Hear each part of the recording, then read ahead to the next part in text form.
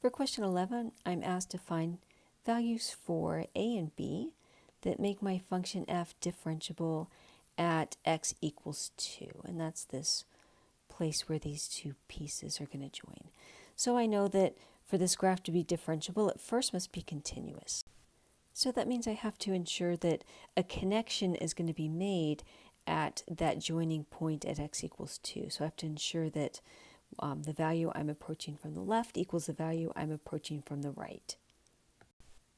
So this is the value I'm approaching from the left and from the right. And when you go to evaluate these limits, it's just a matter of taking your x value of 2 and plugging that in. Evaluating the limits gives me this first equation. And I've got two variables that I have to find, but only one equation. So I need to find a second equation somehow. So I'm going to set this one up for when I find that second equation so I can solve the system. So far, all I've addressed is that this function must be continuous. So now I'm going to address the differentiability part, and that involves first finding the derivative of f. And so I just do the derivative of each piece, and I get my f prime function. And I just need the same thing to happen with f prime that happened with f. I need the slopes as I'm coming from the left of 2 to equal the slope as I'm coming from the right of 2 to ensure not only that I have a connection, but that I have a smooth connection and not a corner point. And that gives me this equation here. And just like before, I'm going to evaluate these limits by taking my 2 and plugging it in for the x. And that gives me this equation that 4a equals b. And so now I have two equations here. I've got the 4a minus 2b equals negative 13 and 4a equals b. And what's striking me as I'm looking at this is if 4a equals b, that means I can come here and where I see that 4a, I can just do a direct substitution with that b. So again, all I did was I looked here and I saw that 4a matched this one, which means I can swap that 4a out for a b. That's where I came to this equation here. And then I just got this down to one variable, and I found that b equals 13. And then to find what a is, I can just go to either one of these two original equations that I have boxed and plug in a 13 for the b. And I like this second one, it's a little bit easier to work with. So this one's going to say 4a equals 13, and I get a equals 13 over 4. And I have found my two values for a and b. For question 12, I'm given a piecewise function, and I'm asked if this function is continuous or not and differentiable or not. So I'm going to address that continuity part first by using the three-part definition of continuity. So part 1 is to verify that f of 4 exists. So I'm following this top piece of my piecewise. So I plug in a 4 and I get a value of 3. So f of 4 is defined and its value is 3. The second part of my three-part definition says to do the limits. So I have to do the limit from the left and the limit from the right. So there's my left-hand limit. I'm using that top piece. I get an answer of 3. And my right-hand limit. And the fact that I get the same answer for both of these means my general limit exists and its value is 3. And in part 3, I'm just acknowledging that these two, my function value and my limit value, are the same. And so I lay that out. So the limit as x approaches 4 of f of x truly does equal f of 4. Therefore, my function is continuous at x equals 4. To find out if my function is differentiable, I first need to find what f prime of x is. So here is my f prime function. So the derivative of 1/2 x plus 1 is just the 1/2. And the second derivative is a little more complicated, so I have to rewrite my square root as a 1/2 power. And then apply my power rule. I bring down the 1/2 times the 2.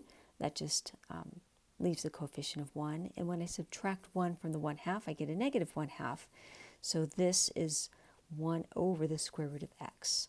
And that minus 1 just drops off. So 1 over the square root of x is my derivative. What I did over here with f, I'm going to do over here with f prime. And that's going to ensure that I make a smooth connection. The limit as x approaches 4 from the left is that 1/2 piece, and the limit as x approaches 4 from the right, I'm going to follow the 1 over the square root of x piece.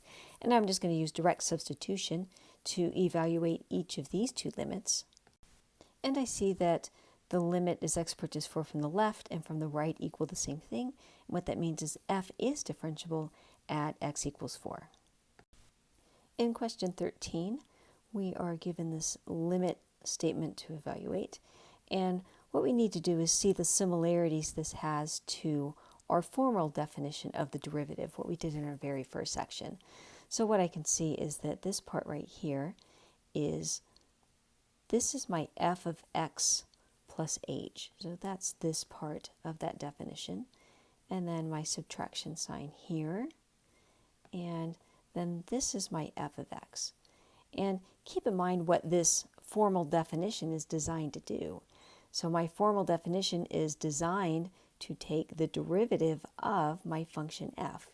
And what I have sitting out over here is my function f. So if I were to evaluate this limit and go through and expand these binomials and evaluate the limit, all I would end up with is the derivative of this, and I can find that derivative just using the power rule because it's a lot simpler.